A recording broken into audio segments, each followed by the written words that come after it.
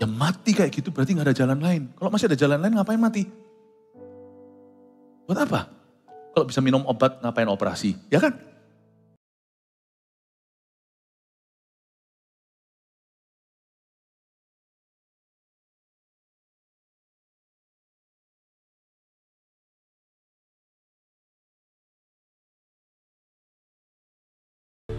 Ajari kami setia sampai mati.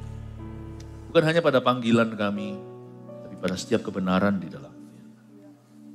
Berikan kepada hamba-Mu kemampuan untuk mengajari umat-Mu sekali lagi.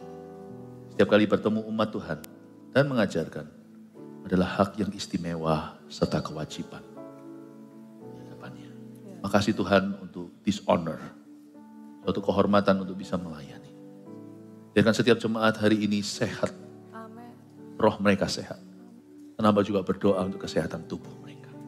Pikiran mereka, mentalnya sehat. Tuhan, terima kasih. Terus menerus ya Tuhan, bangkitkan di antara kami. Guru-guru yang baik di setiap keluarga, ayah kepala keluarga menjadi imam. Dan di setiap CG kepemimpinan sampai seluruh hamba-hamba Tuhan, pendeta-pendeta tempat ini. Kami mau murni, pengajaran Kristus mengalir. Sembunyikan di balik salib Yesus, hamba mau mengajar umat dari situ. Dalam nama Yesus kami berdoa, haleluya. Amin. Berikan tepuk tangan untuk Tuhan. Glory to God. Sebelum Anda duduk, karena ini di live streaming juga di mana-mana, bisakah kita ucapkan welcome home pada sekelilingnya. Welcome home, Tuhan Yesus memberkati. Thank you, thank you. Silakan duduk.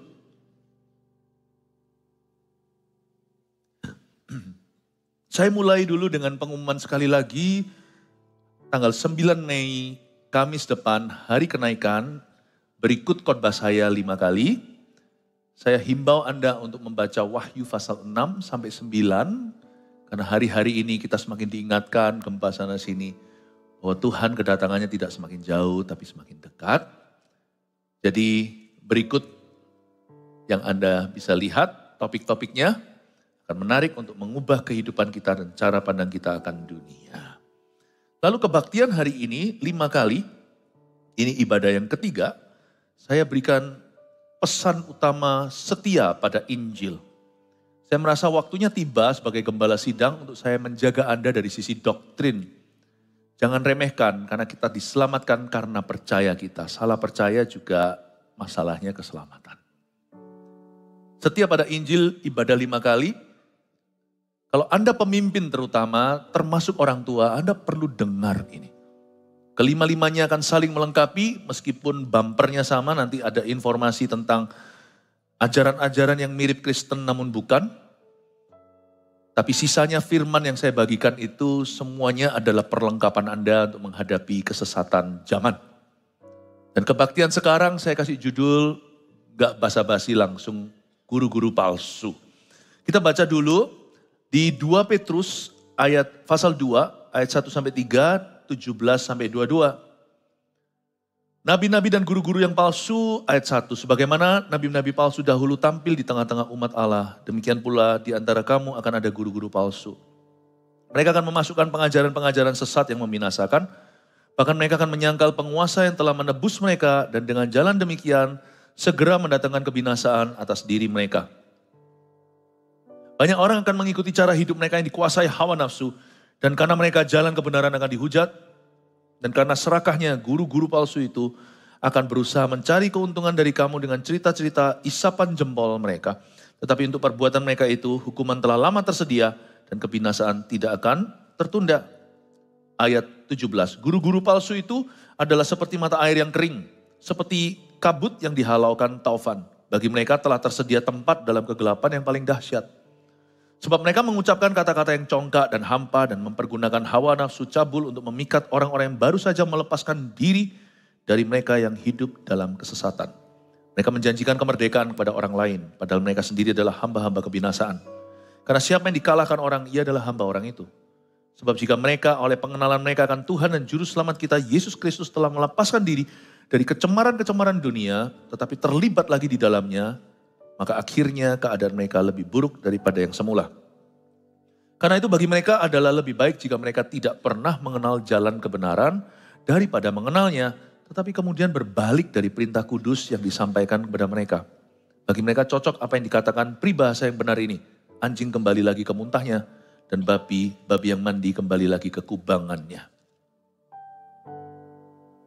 Ayat firman Tuhan menjelaskan bahwa di akhir zaman roh dengan tegas mengatakan bahwa akan ada kesesatan, bahkan bermula dari rumah Tuhan.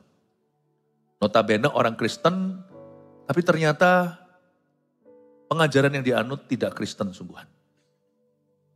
Kita harus waspada karena sekali lagi kita selamat karena percaya. Jadi apa yang kau percayai mempengaruhi keselamatanmu. Dan Alkitab menjelaskan di surat Petrus menulis pada jemaat. Sebagaimana nabi-nabi palsu dahulu tampil di tengah-tengah umat Allah, demikian pula di antara kamu akan ada guru-guru palsu. Di antara kamu akan ada guru-guru palsu. Jadi di luar sana ada aliran-aliran yang mirip Kristen dan bahkan juga bisa menyebut dirinya Kristen tetapi bukan. Saya akan tunjukkan perbedaannya, saya khusus pilih 4 untuk hari Minggu ini. 4 ini tidak mewakili semua karena terlalu banyak, tetapi 4 ini mencakup semua. Sebenarnya sini sana ada kemiripan, hanya namanya aja berganti-ganti, berubah-ubah, modernisasi. Tapi sebetulnya akarnya kurang lebih sama. Jadi kalau nanti sekarang yang trending apa di dunia, kita sih nggak ngikut tren ya. Gereja kita sih punya pengembalaan sendiri di mana kita itu memupuki, benahi, ayomi jemaatnya agar bertumbuh dan berbuah dalam pengenalan yang benar.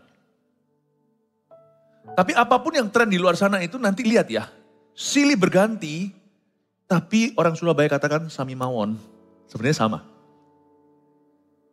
Berubah-ubah aja, istilahnya maskernya, tetapi esensinya kurang lebih ya itu. Karena semua guru-guru palsu akan menyerang pengajaran sentral tentang Kristus.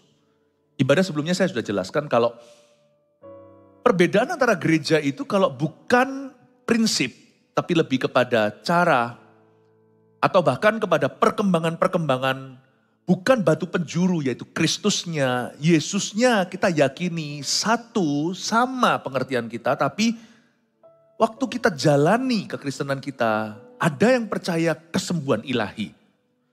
Ada yang gak percaya kesembuhan untuk hari ini, gak pengaruh ke keselamatan, paling pengaruh ke kesehatan. Itu aja. Yang percaya kesembuhan ilahi juga gak semua sembuh kok kita doakan. Yang gak percaya ya gak apa-apa. Orang seneng kok sakit, orang seneng kok masuk surga lewat sakit ya gak apa-apa loh. Hargai, hormati, saya ngomong gini bukan sarkas.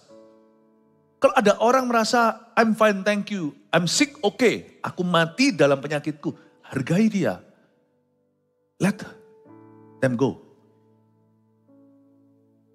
Tapi kalau kita didoakan, lalu kita mengalami kesembuhan yang mana kerap kali itu terjadi, orang yang percaya dan meraup atau menuai buah kepercayaannya, janganlah kau hakimi bahwa kesembuhan itu sesat.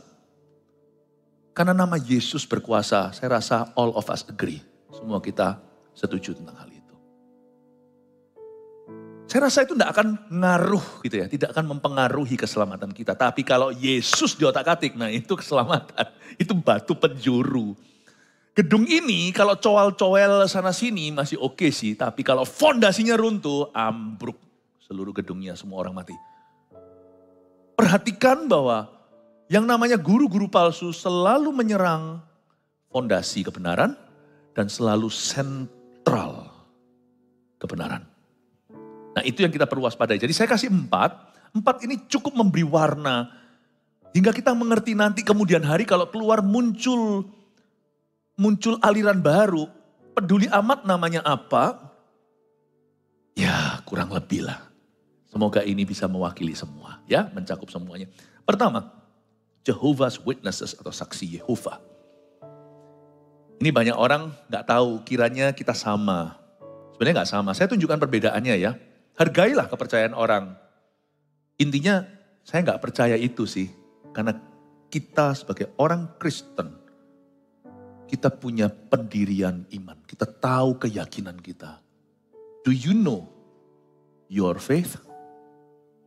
Jehovah Witness, saksi Yehova adalah gereja The Church of Jesus Christ of the Latter-day Saints atau gereja Yesus Kristus, ini namanya, label mereka, gereja Yesus Kristus akhir zaman. Orang-orang kudus akhir zaman. Namanya aja gereja, tapi sebenarnya beda.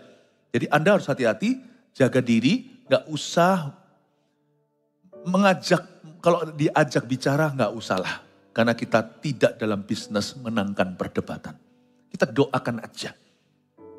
Karena jelas-jelas itu beda. Jehovah Witnesses atau saksi Yehova percaya bahwa Yehuwa atau Yehova adalah satu-satunya Allah. Tapi di sini masalahnya, Yesus adalah ciptaannya yang pertama dan tertinggi. Nah, ini beda sama kita. Dan mereka tidak percaya Roh Kudus itu adalah seorang pribadi, namun dia hanyalah energi atau tenaga Allah di dunia. Sedangkan kekristenan ini yang kita percayai bahwa Yesus dan Bapa adalah satu dan setara dalam penciptaan. Saya cuma singgung aja ayat-ayatnya ya. Yohanes 1 ayat 1 pada mulanya adalah firman. Firman itu bersama-sama dengan Allah dan firman itu adalah Allah. Jelas dan lugas. Bahwa Yesus adalah Allah. Di samping dia adalah anak Allah yang maha tinggi. Dia adalah Allah Tritunggal salah satunya. Tapi Allah adalah satu. Kita kan gak pernah bisa menjelaskan dengan perfect atau sempurna Allah Tritunggal. Tapi saya percaya bahwa Yesus itu pencipta. Pada mulanya adalah firman. Segala sesuatu diciptakan melalui dia. Tidak ada sesuatu pun yang dijadikan tanpa melaluinya. Aku dan Bapa adalah satu, Yohanes 10 ayat 30. Jadi jelas-jelas di sini perbedaan yang sangat kontras dengan saksi Yehova yang percaya bahwa Yesus adalah penghulu malaikat. Yesus adalah malaikat pertama lah yang dicipta. Dia itu ilahi namun bukan Allah. Paham ini? No. Bagi kita, Yesus dan Bapa adalah satu. Lalu Roh Kudus, apakah dia energi bagi orang Kristen yang lahir baru? Roh Kudus adalah Allah. Efesus 4:30 berkata, dan janganlah kamu mendukakan Roh Kudus Allah yang telah memeteraikan kamu menjelang hari penyelamatan. Dengan jelas sekali, Paulus berkata bahwa jangan dukakan the Holy Spirit God atau God the Holy Spirit. Roh Kudus Allah, bukan tenaga. Makanya itu di ayat-ayat yang lain di Alkitab semua dijabarkan. Kalau Roh Kudus disebut sang penghibur. Ada juga ayat yang bunyinya begini, tidak usah dibuka. Kalau kamu menghujat anak Allah, ada ampunnya. Menghujat Allah Roh Kudus, tak ada ampun bagimu. We're not talking about an energy atau aliran listrik. Atau God's creative force atau kekuatan penciptaan Tuhan. Power lah istilahnya. No. Dia adalah Allah. Allah Tritunggal. Karena itu saksi Yehova mirip Kristen tapi bukan Kristen seperti yang kita kenal dari Alkitab. Hati-hati ya, kalau yang begini-begini kita harus langsung mengerti. Bahwa kalau beda Yesusnya ya beda segalanya. Lalu kedua ada Mormonism atau gereja Mormon. Satu hal yang menyolok, yang saya pilih satu aja, belum yang lainnya. Bagi mereka Alkitab tidak lengkap alias tidak final. Jadi terjemahan Joseph Smith, dia adalah pendiri dan nabi Mormon yang sangat dihormati di sana. Apa yang dia tuliskan, kitab Mormon itu adalah ilham terakhir dan ilham yang benar. Alkitab menjadi salah satu buku, bukan the buku.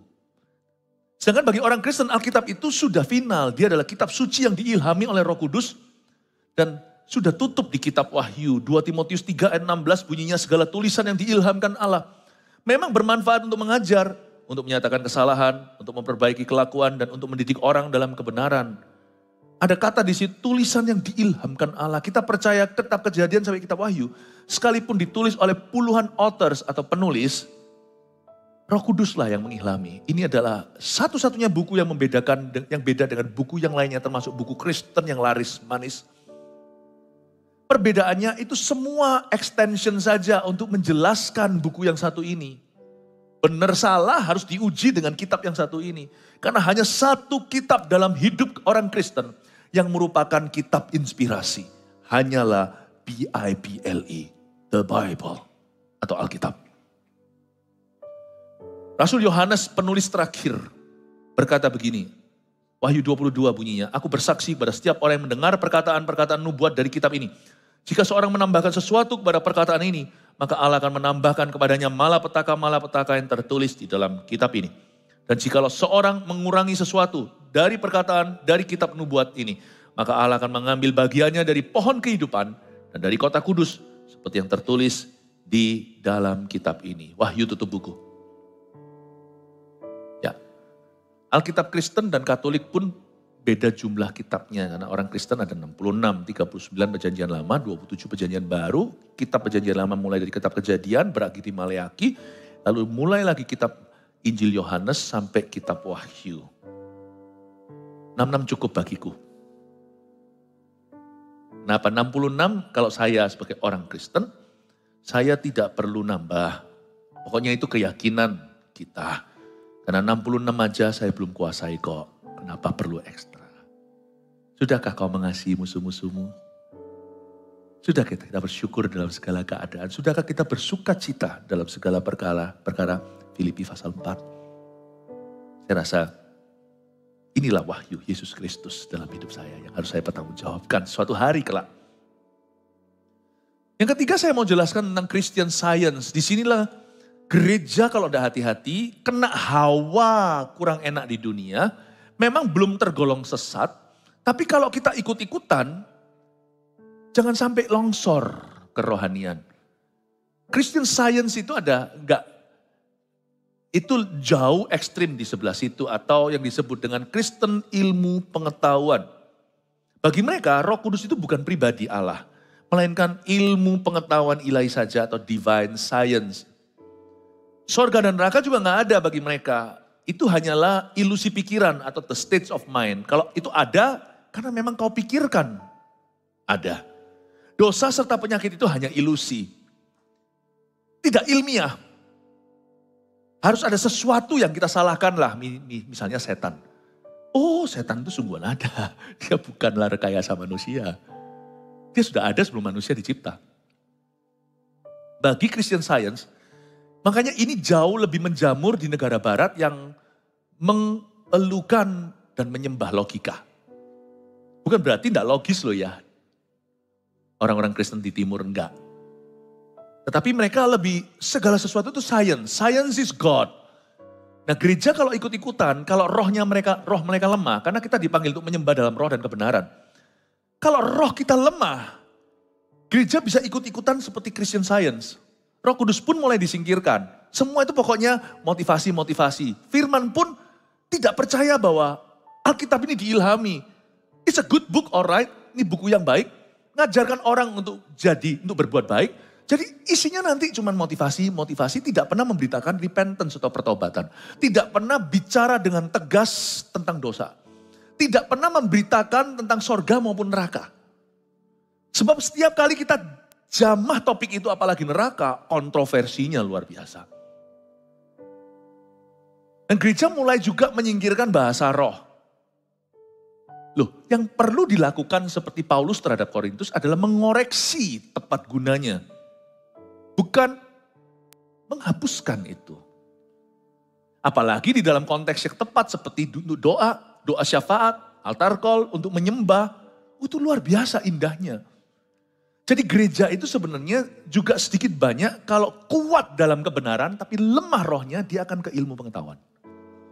Tapi gereja yang ngeroh juga ada. Yang tidak saya sebut kali ini dari saya sebut sebagai salah satu dari 4 itu Gnosticism atau zaman abad ke-1, pengajaran sesat itu sudah rame.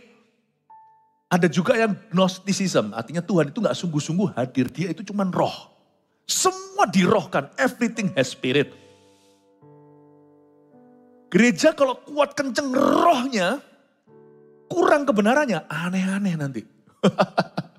Sungguhan aneh-aneh, Tuhan berkata, begini begitu. Wah, kebaktiannya pun bukan ngeflow in the Holy Spirit, tapi ngawur in the name of the Holy Spirit.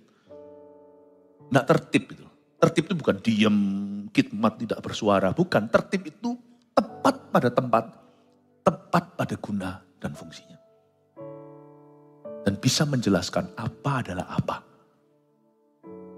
Gereja kalau kuat spiritnya, tapi rapuh atau kosong kebenarannya, itu gereja akan ngeroh dan menjadi tertawaan dunia.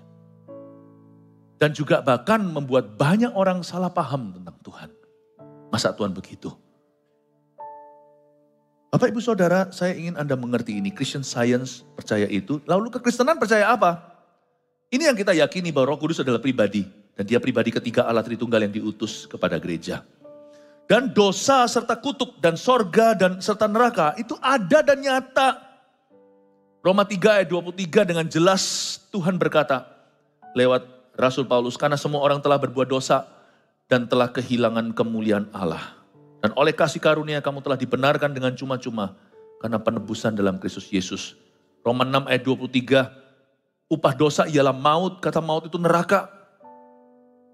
Tetapi karunia Allah ialah hidup yang kekal dalam Kristus Yesus Tuhan kita. Gak usah disebut juga, gak usah dimunculkan satu persatu. Langsung di luar kepala saya ingat seperti Yohanes 14.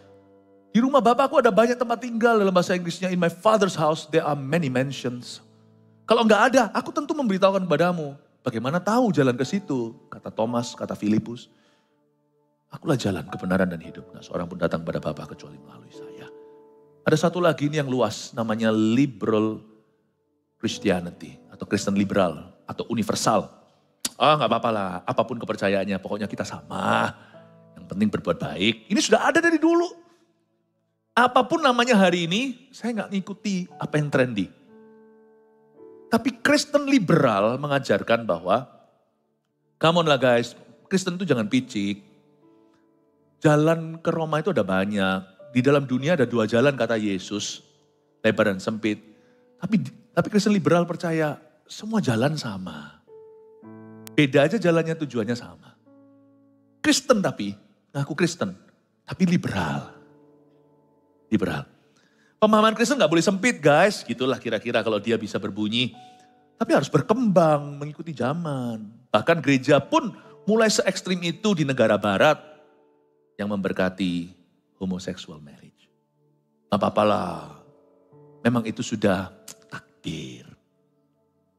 Ya gereja tetap harus mengasihi semua orang. Jangan salah, kasih itu gak lemah. Kasih tidak meniadakan kebenaran. Kalau kasih meniadakan kebenaran, sekalian aja Yesus jangan turun dari sorga, dipalungan lagi, naik ke salib, digantung di situ, mati dengan cara yang mengejutkan. Kenapa enggak kasih ya sudah gitu loh. Kasih ya sudahlah, abaikanlah, tutup sebelah mata, enggak bisa. Karena begitu besar kasih Allah akan dunia ini, dia kirim utus anaknya yang tunggal, mati di kayu salib for you and me. What kind of love you talking about by the way? God's love or weak love? God's love killed his son. Kasih Allah yang menyerahkan anaknya yang tunggal. What kind of love you talking about? Misalnya sekarang kita cinta istri. Lalu istri sama laki lain-lain gak apa-apa lah, terima dia apa adanya. Oh sorry ya, aku akan mengasihi dan mengampuni. Lu harus lepas dari pria itu. Cinta seperti apa yang you don't fight for your belief? Oh sorry, kalau istri juga sama, gak apa-apa aku dimadu. Protes ibu-ibu, aku gak mau. Pilih aku sama anak-anak atau dia. Gak mau, jangan mau dimadu. Itu yang ditawarkan oleh guru palsu. Oke lah, Yesus adalah guru yang baik. Tapi bukan satu-satunya jalan, dia bukan jalan keselamatan. Sedangkan kekristenan percaya ini yang kita yakini. Pemberitaan tentang salib adalah satu-satunya berita keselamatan, katakan amin. 1 Korintus 1 ayat 18 berkata, sebab pemberitaan tentang salib memang adalah kebodohan bagi mereka yang akan binasa. Tapi bagi kita yang diselamatkan, pemberitaan itu adalah kekuatan Allah. Jadi orang yang memberitakan Injil yang sejati, orang itu akan disalah ngerti, dibilang picik lah, orang Kristen itu pikirannya sempit lah. Dan yang populer hari-hari ini adalah orang yang mau nge-floor, on the dance floor. Dengan semua keyakinan yang lain. Saya beritahu ya, kita perlu menghormati. Kalau kita memberitakan Injil, beritakan Injil dengan cara yang positif. Jangan jelek-jelekkan orang lain, kepercayaan lain. Enggak perlu.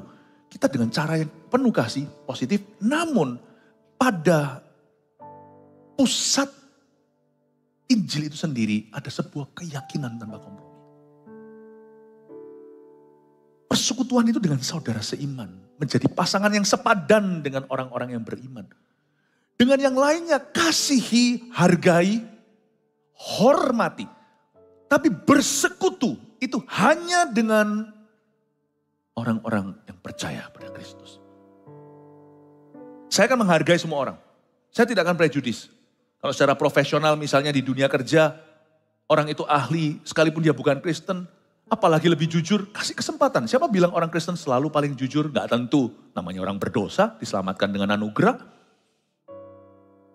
Tapi kalau saya cari istri, saya cari yang Kristiani. Pasti. Kalau saya cari nasihat, atau kalau saya bicara tentang Tuhan, saya tidak mau ngeflorkan Tuhan seolah-olah Tuhanku adalah one of them. Saya harus menjaga kecemburuan hati Allah. Daripada saya paksakan shalom kepada seseorang yang bukan Kristen, shalom. Atau saya yang harus terpaksa pakai bahasa sapaan mereka. Bukankah membuat kami berdua munafik terhadap iman kami? Mendingan saya selamat siang. Selamat siang Bu. Aku tak pandang agama apa-apa. Aku dan kau dalam konteks ini.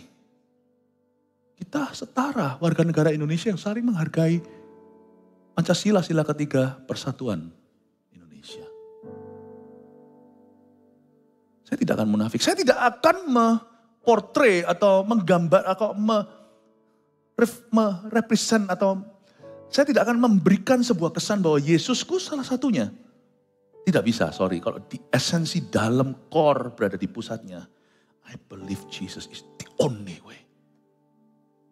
Tapi saya tidak akan menghina. Tapi jangan suruh saya kompromikan supaya saya populer sama kamu. Di dalam lubuk hatiku, aku percaya Yesus adalah Tuhan. Kalau enggak, aku tinggalkan kalau dia salah satunya. Ya mati kayak gitu berarti gak ada jalan lain. Kalau masih ada jalan lain ngapain mati? Buat apa? Kalau bisa minum obat ngapain operasi? Ya kan? Sebab aku mempunyai keyakinan yang kokoh akan Injil, kata Paulus di Roma 1:16. Karena Injil adalah kekuatan Allah yang menyelamatkan setiap orang yang percaya. Pertama-tama orang Yahudi tapi juga orang Yunani. Sebab di dalamnya nyata kebenaran Allah yang bertolak dari iman dan memimpin kepada iman. Seperti ada tertulis orang benar akan hidup oleh iman. Selain itu dalam kekristenan bedanya sama liberal. Alkitab adalah firman Tuhan yang sudah sempurna. Otoritas tertinggi orang percaya, saya gak akan bahas di sini. Saya tidak tergerak ke situ. Tapi kebaktian sebelum ini saya jelaskan mengapa Alkitab itu masuk akal. Kenapa saya yakin? Bukan hanya dengan iman, saya juga orang yang logis. Orang tanya sama saya, kenapa you believe in the Bible? Paling logis, karena di dalam Alkitab tidak ada kitab Yesus kan. Yesus tidak menulis biografinya sendiri. Saya lebih suka begitu banyak author, penulis terbentang zaman ratusan tahun, bahkan ribuan dan juga puluhan. Menulis tentang satu pribadi yaitu Mesias. Bagi orang yang lahir baru, kita bisa melihat Yesus dari halaman pertama Alkitab sampai halaman terakhir. Dan mereka semua ngomong tentang Mesias. Persis plek sama beda zaman. Authornya bahkan bukan Tuhan Yesus yang ditulis sama mereka. Penulis Yesus tidak menulis tentang dirinya. I love the Bible. Saya cinta Alkitab. Saya tahu bahwa Alkitab adalah firman Tuhan yang sempurna, otoritas tertinggi orang percaya yang dapat dipercaya oleh setiap kita. Dan selain itu, Kristen liberal bedanya apa dengan kita? Kita percaya Yesus adalah Tuhan dan satu-satunya jalan ke sorga. Amin? Amin? Itu perbedaannya. Nah sekarang mari kita baca dari 2 Petrus pasal 2 tadi, ayat 1 saya mulai akan bahas satu persatu. Guru-guru palsu. Saya jelaskan dulu ayat pertama. Sebagaimana nabi-nabi palsu dahulu tampil di tengah-tengah umat Allah, demikian pula di antara kamu akan ada guru-guru palsu. Mereka akan memasukkan pengajaran-pengajaran sesat yang membinasakan, bahkan mereka akan menyangkal penguasa yang telah menebus mereka, dan dengan jalan demikian, segera mendatangkan kebinasaan atas diri mereka. Nomor 1 ada tulisan begini di ayat pertama. Nabi-nabi palsu akan tampil di tengah-tengah umat Allah. Mereka dari kita namun tidak pernah menyatu dengan kita. Andai kata mereka satu, mereka tidak akan pernah memungkiri Kristus dan menyangkal kebenaran-kebenaran sejati. Jadi hati-hati dengan label Kristen, karena itu harus kita uji. Guru-guru palsu banyak juga yang bermunculan di zaman dulu dari gereja mula-mula. Tapi akhirnya para rasul semakin dewasa dalam pengajarannya. Pengajaran rasul-rasul itu kuat. Sehingga jemaat dibangun imannya secara dahsyat. Dan mereka bisa membedakan mana benar, mana salah. Dan mereka tahu bahwa guru-guru palsu itu sekalipun berasal dari mereka. Jadi populer di zaman itu, tapi mereka tidak pernah sungguh-sungguh Kristen di dalam hati. Mereka akan memasukkan pengajaran-pengajaran sesat yang membinasakan. Perhatikan kata pengajaran lalu membinasakan.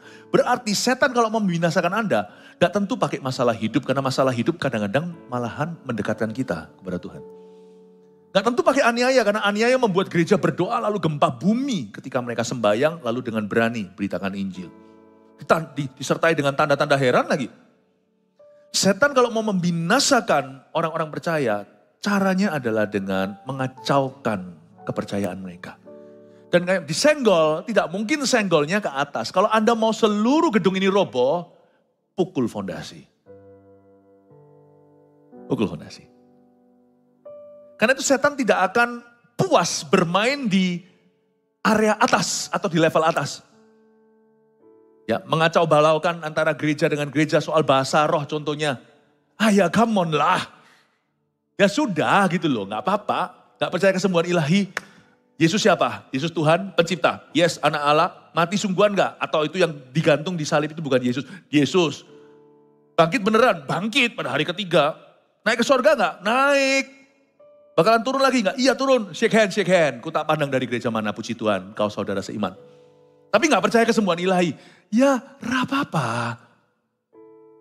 Saya nggak akan berani doakan. Tapi kalau nanti sana mati, saya juga tidak akan ece. Saya tidak akan menghina. Karena kita yang mendoakan pun kadang-kadang kita doakan tetap mati kok. Nggak apa-apa, hormati. Nggak akan pengaruh di iman kita, keselamatan. Cuman pengaruh jalan aja. Cara kita jalan di dunia ini. Nggak percaya bahasa roh.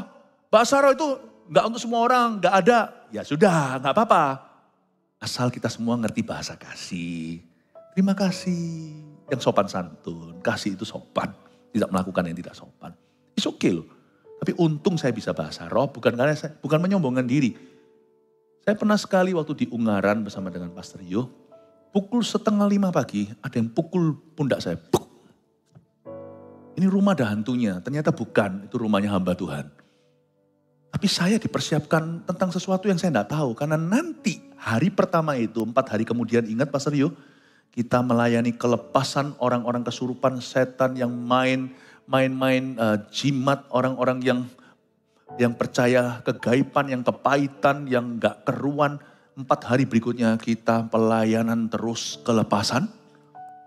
Saya gak sangka, sampai kaki saya bengkak di hari keempat. Papa mama saya datang khusus dari Surabaya, nyetir ke Ungaran untuk memaksa saya berhenti dan angkat kaki saya. Kakiku bengkak. Sebelah sini. Karena saya berdiri dan melayani dari pukul pagi berapa sampai pukul 1 malam kadang-kadang. Sampai subuh. Saya dipukul. Kalau dipukul gitu gimana? Tuhan ampuni yang memukul aku. Ngomong apa? Saya gak ngerti. Untungnya saya bisa bahasa lidah. Saya berdoa. 1,5 jam berikutnya saya bangun tidur gak terus mandi. Tapi langsung berbahasa lidah. Saya berbahasa roh dan berdoa. Saya gak tahu apa yang akan terjadi hari ini Tuhan. Ada sih janjian pelayanan. Tapi tidak ngerti apa yang di depan. Kalau saya berdoa dengan logika dan kepala saya tidak akan bisa merumuskan apa yang saya doakan. Tuhan, aku doa supaya what ya? Saya doa berbahasa roh, tiba-tiba waktu berbahasa roh, peka, merasa peperangan rohani datang. Kok merasa saya akan dipakai Tuhan? Tapi dipakai Tuhan gimana saya nggak ngerti. Saya berdoa berbahasa lidah sampai 2 jaman. Lalu pergi ke gereja. Wow, kelepasan demi kelepasan 4 hari nggak berhenti. Itu cerita kebangunan rohani di Ungaran. Yang hari ini banyak jadi hamba Tuhan.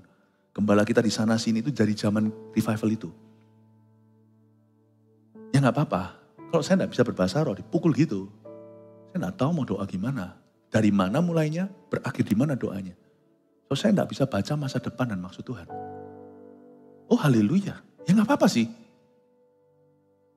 Masa roh juga bukan segalanya. Tapi saya ingin Anda mengerti bahwa guru-guru palsu itu bukan mengajar perbedaan. Setan tidak akan berhenti sampai di level atas. Kalau dia mau membinasakan umat Tuhan, dia gak puas dengan menabur perpecahan. Tapi dia akan kacaukan doktrin yang paling mendasar. Kristus dan keselamatan. Tendang. Patah kakinya, roboh badannya. Dia tahu bagaimana membinasakan kamu. Dan dia pakai senjata makan Tuhan. Dia pakai orang-orang yang dikatakan di firman dari tengah-tengah umat Allah. Untuk melakukan itu. Makanya itu kita harus kuatkan kaki-kaki kita. Supaya kita tidak jatuh. Amin. Saya tunjukkan dulu poin pertama, poin ke-1. Catat di sini. Yang pertama dari pelajaran 1 ayat saja. Guru-guru palsu adalah manusia skandal. Yang menyangkal suatu kebenaran mutlak tentang Yesus. Nah ini bukan di level atas, ini level fondasi. Guru-guru palsu adalah manusia skandal. Jadi mereka sendiri punya persoalan. Kalau Anda lihat pohon, mau tahu pohon apa, lihat buahnya. Kalau buahnya semangka, itu pohon semangka. Sebenarnya guru-guru palsu itu adalah manusia bermasalah. Coba cek. Tadi di ibadah sebelumnya saya jelaskan bahwa sebelum ajaran sesat, itu ada murtad. Jadi sudah ada gitunya dulu. Ada something is wrong dalam kehidupan orang-orang ini. Guru-guru palsu adalah manusia skandal. Yang menyangkal. Nah ini yang membuat mereka menjadi guru palsu adalah karena mereka menyangkal suatu kebenaran mutlak tentang Yesus. Yang mereka sangkal bukan perbedaan gereja. Yang mereka sangkal adalah kebenaran mutlak. Ini akan merugikan umat Allah. Ayat 2, banyak orang akan mengikuti cara hidup mereka yang dikuasai hawa nafsu. Dan karena mereka jalan kebenaran akan dihujat. Petrus ini tahu apa yang akan terjadi nanti di dalam gereja bahkan 2000 tahun yang akan datang hari ini. Banyak orang akan mengikuti cara hidup mereka. Petrus sudah memperingatkan bahwa banyak orang akan terbawa. Minimal mereka akan bingung. Makanya itu tugas gereja adalah menggembalakan kawanan dombanya. Jangan kepo. Kami tidak diberikan wewenang kepada semua gereja. Hanya Tuhanlah kepala gereja. Tapi gereja yang dititipkan dan dipercayakan, itu yang harus kami jaga. Hari Minggu ini adalah hari Minggu yang saya sengaja untuk menjaga imanmu dan memelihara iman orang-orang kudus. Banyak orang akan mengikuti cara hidup mereka yang dikuasai hawa nafsu. Dan karena mereka, gara-gara mereka, bukan hanya pengajarannya, nanti cepat lambat akan ketahuan kehidupannya. Gara-gara mereka jalan kebenaran akan dihujat. Dengan kata lain, kekristenan disalah ngerti secara luas. Jadi bingung kan? Orang Kristen pun jadi kacau kan? Jalan kebenaran akhirnya akan dihujat. Bukan yang sama yang Kristen. Tapi dari luar orang akan melihat. Dan iblis akan tertawa. Oh puji Tuhan, bagi gereja yang sehat pelihara iman, kita diluputkan dari yang beginian. Kasih tepuk tangan untuk Tuhan Yesus. Nomor 2 dari ayat 2 saya tambahkan. Dengan mengikuti mereka, kita sedang membahayakan keselamatan jiwa kita sendiri. Ingat bahwa kita ini selamat karena percaya, bukan karena perbuatan. Jadi boleh dikatakan keselamatan itu juga ada doktrin dasarnya. Pada hari di mana kita terima Injil, entah itu lewat papa mama karena kita dibesarkan di keluarga yang Kristiani, atau waktu kita ke gereja diajak teman, atau ketika seorang teman bawa Injil kepada kita, atau ketika kita menonton TV suatu hari lalu ada acara program Injil di sana. Kapan kita selamat? Ketika kita percaya bahwa Yesus mati untuk kita dan Yesus sungguhan bangkit pada hari ketiga. Mungkin kalimatnya yang mengena adalah Jesus loves you, lalu habis itu dari firman yang didengar, khotbah misalnya selama setengah jam, Anda tidak ingat apa-apa, cuman ingat Yesus mengasihimu, Yesus mati untukmu. Lalu Anda percaya, ada yang nangis, ada yang diam-diam di hati beriman, ada juga yang dijama, ada yang histeris. Detik di mana kau percaya, engkau dibenarkan. Ketika mulutmu mengaku, engkau diselamatkan. Jadi kita harus mengerti bahwa keselamatan itu datang karena iman. Karena kita percaya makanya kita selamat. Jadi setan tahu gimana membuat seseorang itu binasa. Kacaukan kepercayaannya terhadap Tuhan. Dengan mengikuti mereka, kita sebenarnya sedang membahayakan keselamatan jiwa kita. Jangan main-main dengan guru-guru palsu. Karena Anda tidak melawan sebuah doktrin atau teologi. Itu spirit yang memikat. Kebaktian sebelum ini saya jelaskan. Bahwa sebelum disebut ajaran sesat, firman Tuhan peringatkan di Timotius, di surat Paulus, bahwa mereka mengikuti roh-roh ajaran sesat. Itu spirit yang memikat. Jangan kita ikuti sama mereka, nanti ibadah terakhir saya akan jelaskan gimana kita jangan sungkan. Itu akan membahayakan keselamatan kita. Jauh lebih bahaya daripada yang kita kira. Karena kalau kita salah, perbuatan kita masih bisa diperbaiki. Karena kita tahu jelas itu salah, kita lari. Lalu karena kita dikejar oleh Roh Kudus, akhirnya kita kembali. Dan kita jauh, kita tahu bahwa kita sedang berada di sisi yang salah, tinggal dibenarkan. Tapi kalau kita kacau dengan kebenaran, dengan apa kau dibenarkan? Kalau garam kehilangan keasinannya, dengan apa diasinkan?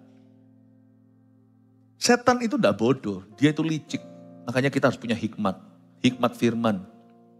Setan tahu gimana menyesatkan bumi.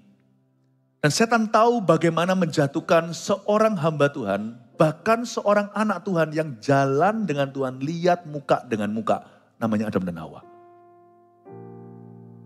Dan setan mengerti bagaimana cara yang paling efektif untuk membinasakan saudara. Makanya orang Kristen tidak boleh hanya puas sampai di level mujizat. Apakah aku dapat berkat? Tolong aku, doakan saya, aku punya kebutuhan dan pergumulan. Not enough. Karena tuntutan zaman tidak cukup.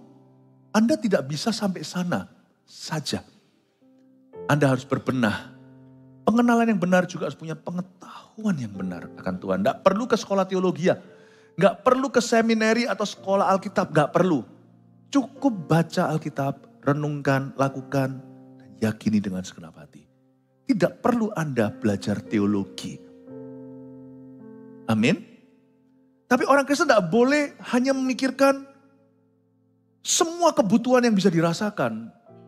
Karena hari-hari ini adalah hari-hari yang jahat. Setan tidak ingin menyesatkan orang dunia karena mereka sudah di dalam kegelapan. Yang setan ingin sesatkan adalah orang-orang pilihan. Tadi kebaktian gak usah saya ulang. Rumah saya itu ditargetkan dulu waktu saya sekolah di Kanada.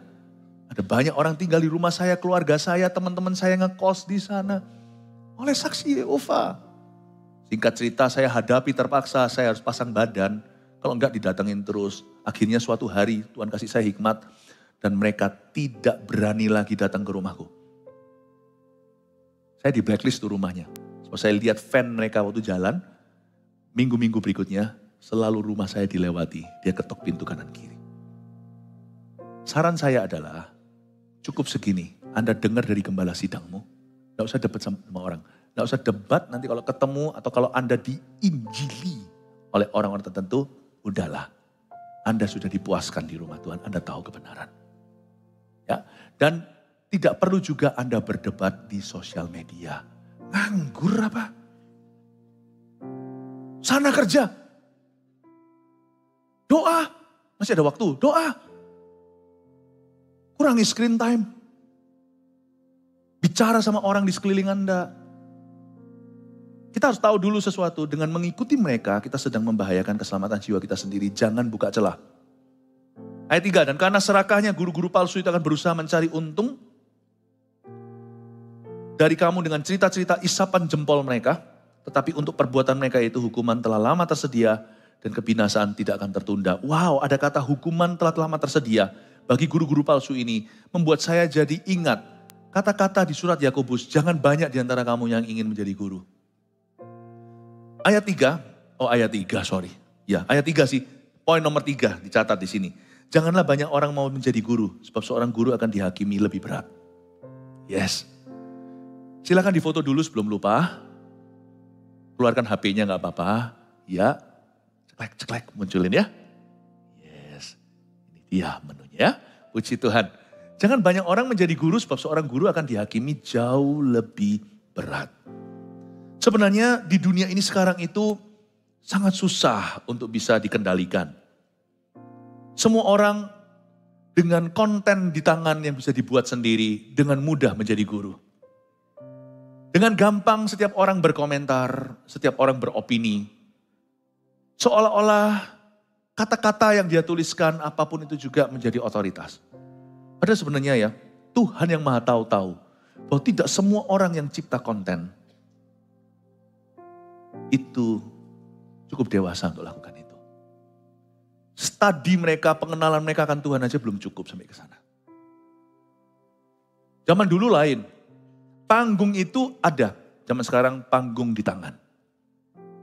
Itulah sebabnya orang yang sehat imannya akan berbenah dulu. Mari kita sama-sama bertumbuh dan dewasa dalam pengenalan kita akan Tuhan. Jangan tergesa-gesa untuk jadi pengaruh. Jangan terburu-buru. Dan juga jangan percaya semua guru. Saya ngomong begini ini bukan meralat apa-apa. Bukan mengoreksi, bukan menegur apa-apa. Anda sedang melihat seorang hamba Tuhan yang gagap teknologi. Saya itu nggak terlalu ngerti apa di luar sana. Saya itu cuma di feed aja sama teman-teman yang ada. Tahu nggak ada ini, ada itu. Oh ya, namanya begini, namanya begitu. Saya itu cuma tahu dari pihak kedua, ketiga secara tidak langsung. Saya itu nggak nganggur terus scrolling, lihat-lihat itu saya nggak begitu. Jadi sebenarnya khotbah-khotbah yang saya berikan di dalam gereja itu lebih banyak saya dapatkan lewat lutut saya ketika saya berdoa. Kalau waktunya ya waktunya. Tidak menjadi sermon yang reaktif bagi dunia. Setiap pengajaran yang ada di gereja ini dihasilkan dari ruang doa, persekutuan pribadi dengan Tuhan. Tuhan, kapan bilang apa? Kapan ajarkan apa? Itu semua menurut kehendak Tuhan. Dan suatu saat waktu saya berdoa untuk Anda, Tuhan gerakkan saya. Keluar satu kalimat setiap ada Injil, ingatkan jemaatku dan domba-domba penggembalaanku agar mereka setia sampai mati kepada Injil dan bukan Injil yang lain. Saya jadi ingat. Tuhan ngomong begitu sama saya, akhirnya saya pikir minggu ini saya harus khotbahkan. Bapak Ibu Saudara, janganlah ikut apa yang trending di dunia. Sebab sekarang ini banyak guru-guru yang muncul entah siapa yang melantiknya. Pengenalan juga belum cukup. Materi juga tidak kuasai. Tiba-tiba semua orang mau punya authority, mau berotoritas untuk berbicara. Di zaman yang narsis ini, everybody wants to be a somebody. Sedangkan firman berkata, jangan kau menjadi guru sebelum waktunya. Bahkan jangan banyak berambisi ke situ. Kecuali panggilan Allah. Sebab apa yang kau ajarkan akan menjadi suatu hari pertanggungjawaban pribadimu dengan Tuhan. Di akhirat. Jangan banyak orang mau menjadi guru sebab seorang guru akan dihakimi lebih berat. Ayat 17, saya jelaskan ayat per ayat. Guru-guru palsu itu adalah seperti mata air yang kering, seperti kabut yang dihalaukan taufan. Bagi mereka telah tersedia tempat dalam kegelapan yang paling dahsyat. Ada suatu konsekuensi yang luar biasa. Untuk orang-orang yang kudu mau ngajar, padahal belum waktunya atau salah pengajarannya. Tempat dalam gelap yang paling dahsyat kusediakan untuk mereka. Sebab mereka mengucapkan kata-kata yang congkak dan hampa dan mempergunakan hawa nafsu cabul untuk memikat orang-orang yang baru saja melepaskan diri dari mereka yang hidup dalam kesesatan. Mereka menjanjikan kemerdekaan pada orang lain, padahal mereka sendiri adalah hamba-hamba kebinasaan. Dari mana kau tahu pohonnya? Dari buahnya lah ya. Kata-katanya bisa indah, padahal mereka adalah hamba kebinasaan. Sebab karena siapa yang dikalahkan orang, ia adalah hamba orang itu. Seorang guru tidak akan pengajarannya melebihi hidupnya. Itulah sebabnya saya bersyukur untuk gereja-gereja lokal yang sehat. Karena di situ guru-guru dan gembalanya tidak hit and run. Kalau penginjil-penginjil yang keliling misalnya, karena kita tidak bisa follow up. Tetapi kalau penggembalaan, rumput hijau, air tenang, gak bisa hit and run, gak bisa tabrak lari. Kau tahu hidupku, aku tahu hidupmu, kita selalu ketemu. Haleluya. Makanya Tuhan ajarkan bukan guru-guru palsu, lawan guru-guru palsu adalah penggembalaan yang benar. Di dalam gereja yang sehat, Tuhan akan bangkitkan nabi, rasul, guru, gembala, penginjil, pengkhotbah. Itu akan tidak bisa disembunyikan. Mereka menjanjikan kemerdekaan pada orang lain, kata Petrus, padahal mereka sendiri adalah hamba-hamba kebinasaan. Karena siapa yang dikalahkan orang, ia adalah hamba orang itu. Janganlah pengajaranmu melebihi kehidupanmu. Makanya itu untuk mau jadi guru dan menyebut diri pastor, be careful. Saya ditanya sama anak saya, berapa lama yang lalu, pastor itu apa? Apakah dia pastor? Gini nak, pastor itu bukan karena orang sekolah teologi lalu dia lulus, dia menjadi pastor.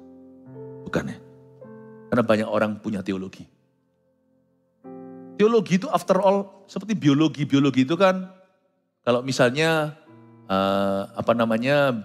biologi itu kan, logi itu kan ilmu, logika kan, ilmu bio, ya, ilmu badan.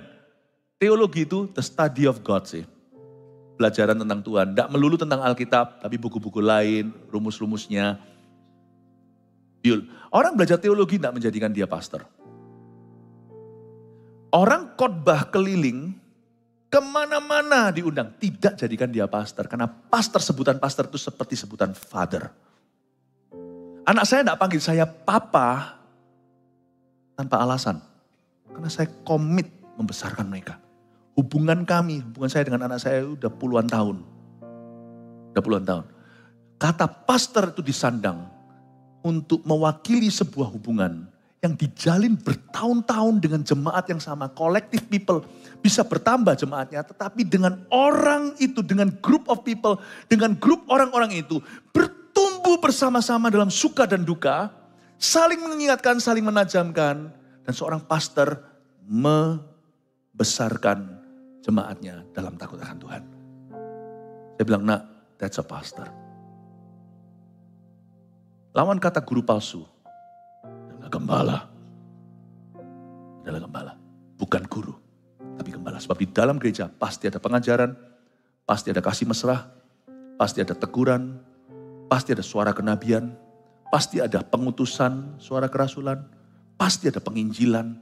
Saya bersyukur di gereja yang sehat, jemaat itu diluputkan. Sebab jika mereka oleh pengenalan mereka akan Tuhan dan Juru Selamat kita, Yesus Kristus telah melepaskan diri dari kecemaran-kecemaran dunia, tetapi terlibat lagi di dalamnya, maka akhirnya keadaan mereka lebih buruk daripada yang semula.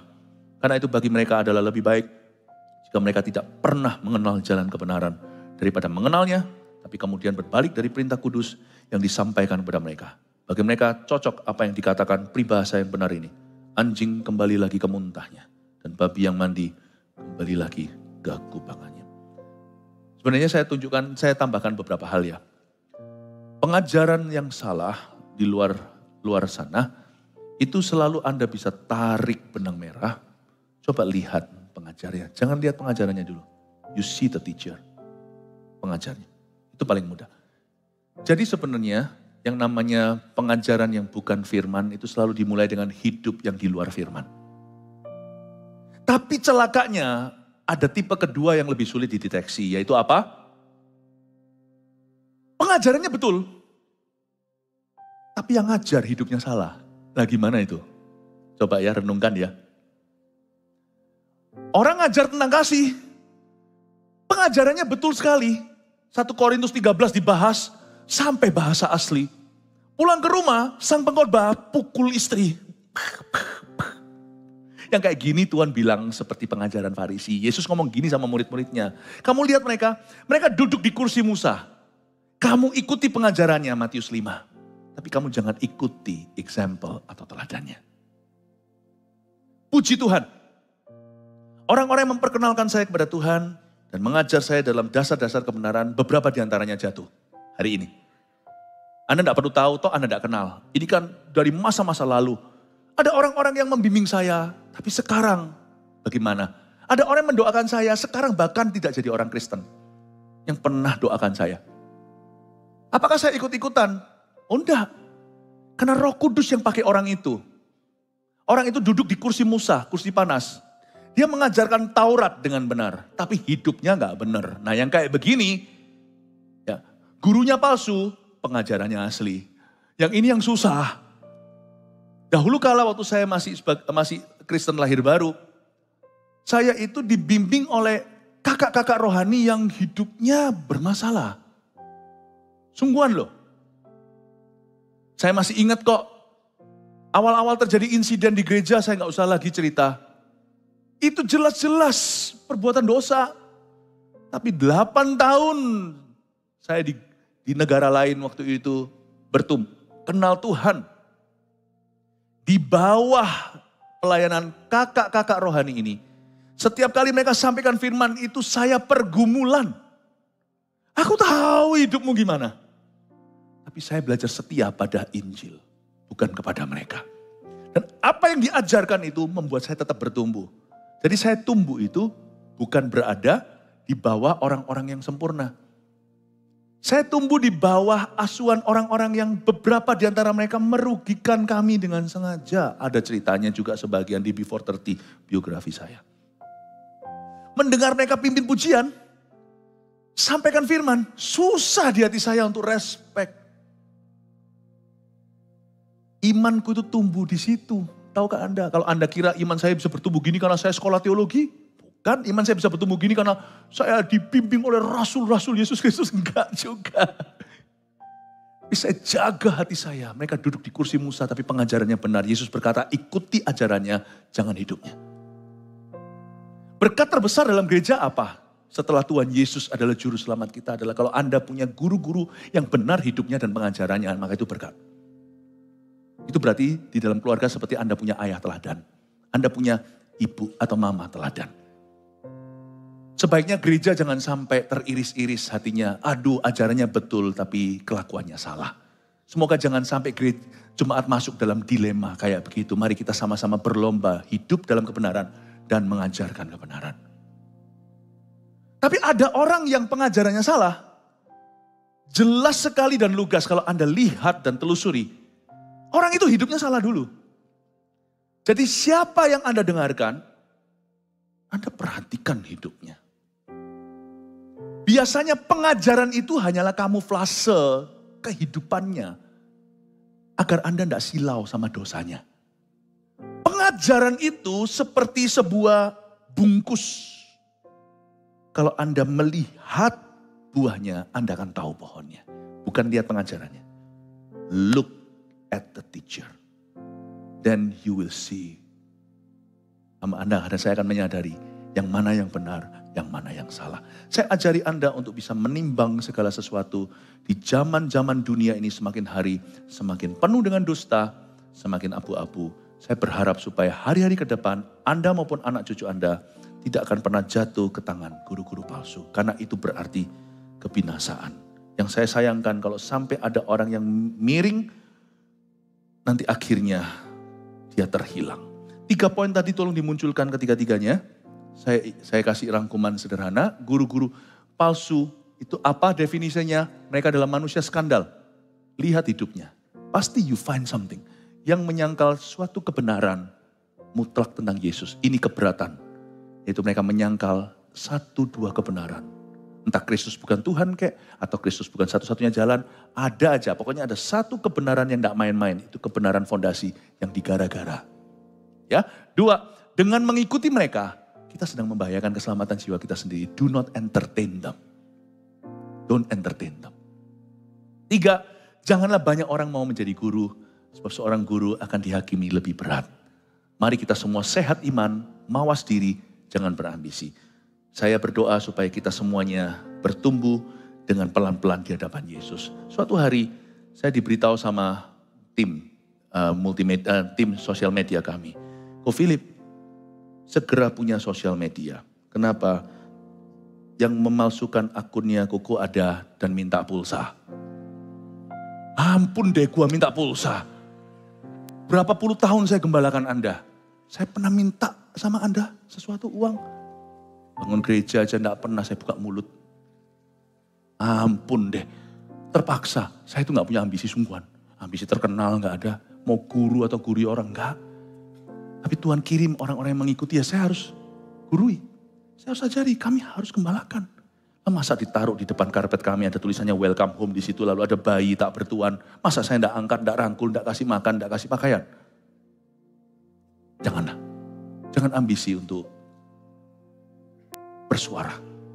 Kecuali kalau Anda punya materi untuk dibagikan. Kalau hatimu negatif, lebih baik jangan bicara. Tapi kalau hatimu ada sesuatu yang dibagi, keluar dari kasih, dari kebenaran Kristus, dari kebenaran yang sudah matang kau lakukan dan kau pertimbangkan, Anda sudah study about God, itu juga betul-betul berdasar pengenalan, bukan sok tahu. Dan monggo silakan, guru-guru seperti itu sangat kita butuh. Dan if not, 小孩子不要多讲话.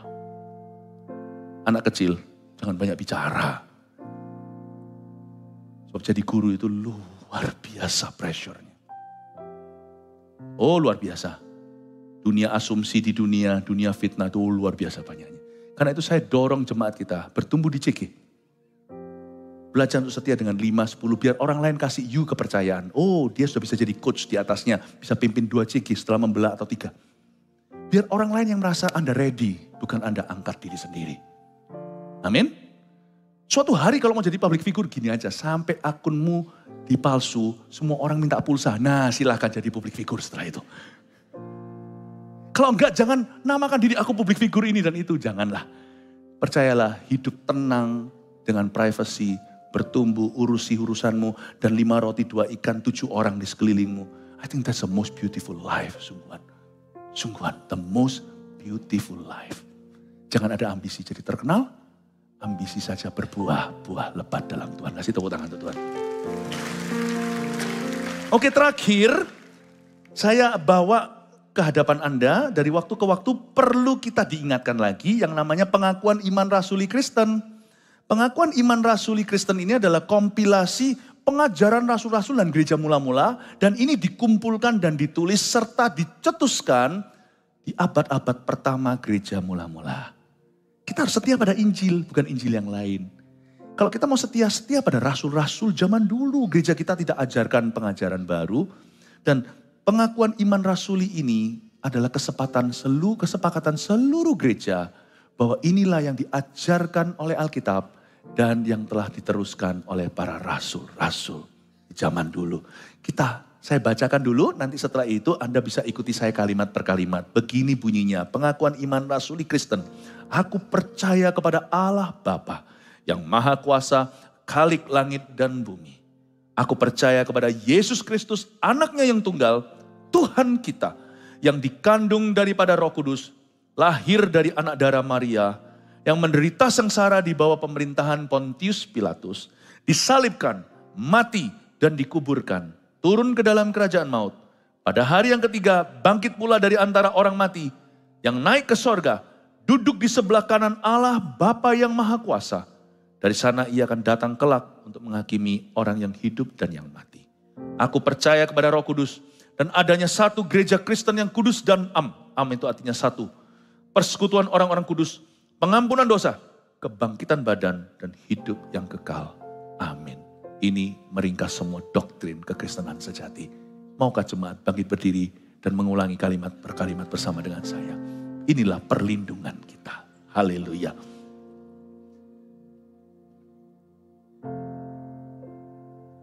Mulai ya. Aku percaya kepada Allah Bapa yang Maha Kuasa, Khalik langit dan bumi. Silakan.